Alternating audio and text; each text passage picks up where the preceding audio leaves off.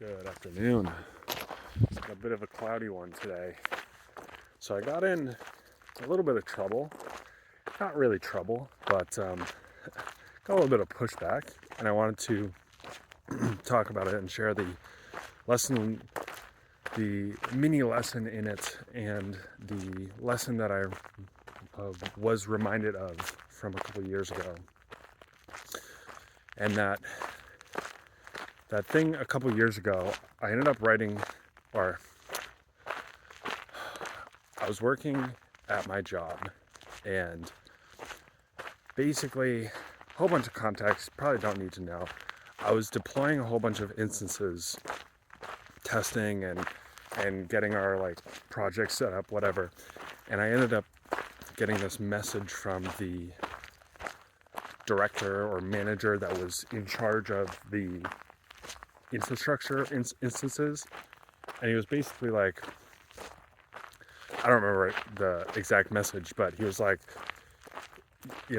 we shouldn't be deploying all of these instances or whatever, like you're doing too much.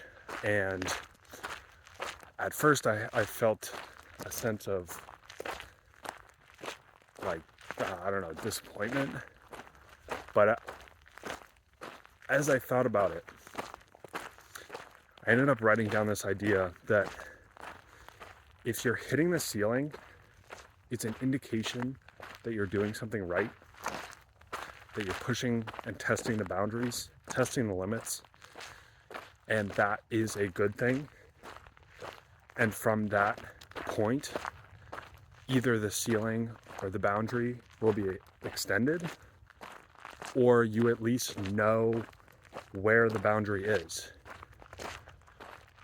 And so the alternative is that you never know where the boundary is. You never know where the ceiling or the limit is.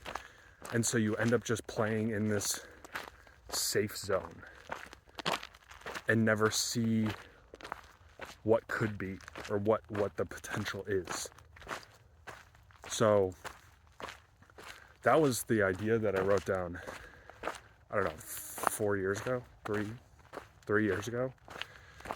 And what happened today was I'm working on this lead magnet for my software, basically just accumulating, finding, researching a whole bunch of videos from niche channels that outperformed, and finding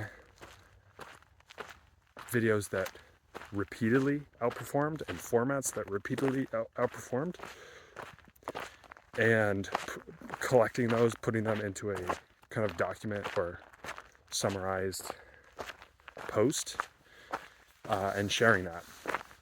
And so I the objective is provide a lot of value for free, and then at the bottom of my message I put in, oh hey, I'm looking for just need a couple, I literally just need a couple more testimonials and users for feedback.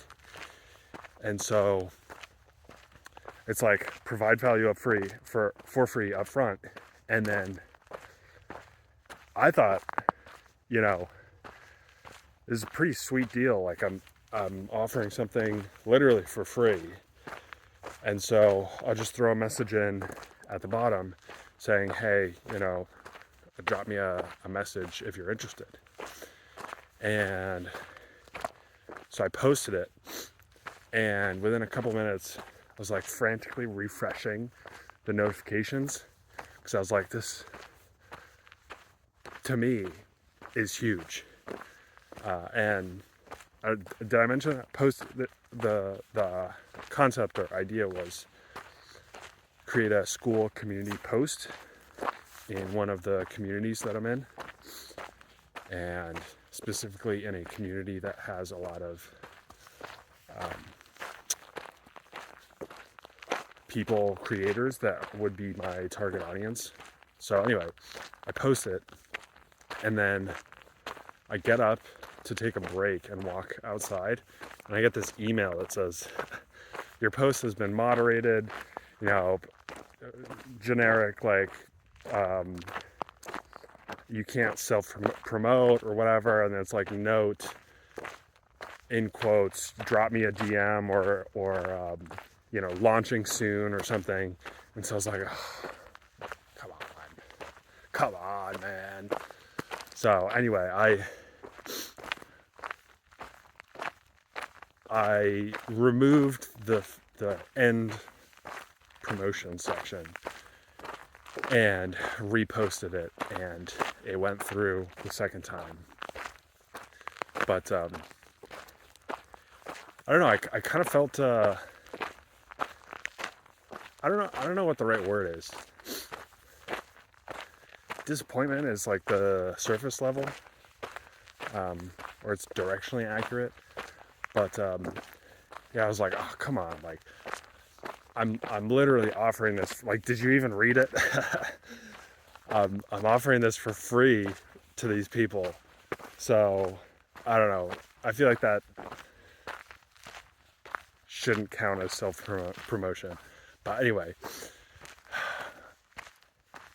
I felt this sense of like disappointment, and because I guess it was, the reason why is because I had this as a plan, was, provide the formats and videos up front, and then I had envisioned getting a lot of DMs from this, because it's like, oh, I mean, if your software can do that, they're like, and you're offering a free case study, they're like, hell yeah. And so I imagined getting a lot of DMs from that, and now I can't, because I can't explicitly ask for a DM. So a little bit upset, I think, is the better word. But as I was sitting outside, kind of reflecting on this, I was like, wait, this is just the same idea from 3 years ago? It's the same idea of hitting the ceiling, which is actually a good thing. So rather than, oh, I'll just like post here and there and hope that maybe someone DMs me, it's like, no, ask for the DM and let the moderator tell you that you can't do that. And so I had been reminded of this idea, and I think the lesson remains the same, of test the boundaries, or if you get pushback, see that as an indication that you are testing the boundaries, that you're testing the limits, that you're testing the ceiling. And from that, either the ceiling is raised or moved, or now I know exactly where the ceiling is. I know exactly, I hit the ceiling, and so I went one notch below, and so I know this area is safe to play in. I can do, what I'm doing. So anyway, that's kind of my learning and lesson. And the other thing that I wanted to share was kind of similarly related to, was it yesterday's video? No, I think it was 2 days ago or 3 days ago, talking about documenting my life and writing life updates and the feeling of rereading past journal entries. This is a good example of why I like to, and the benefit from, journaling and specifically writing and capturing ideas and having them in an organized place.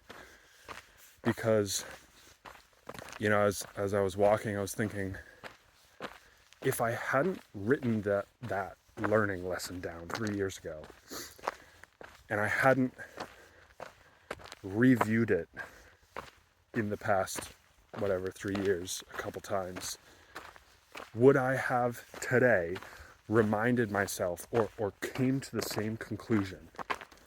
Or would I have just been like, oh, this sucks. It's throwing a wrench in my plans, and, now I'm not going to get all these DMs or whatever. Would I have been able to stop and think, no, wait, actually, this is a good thing? Because I tried, I tested it, and I don't know. I don't know that I would have.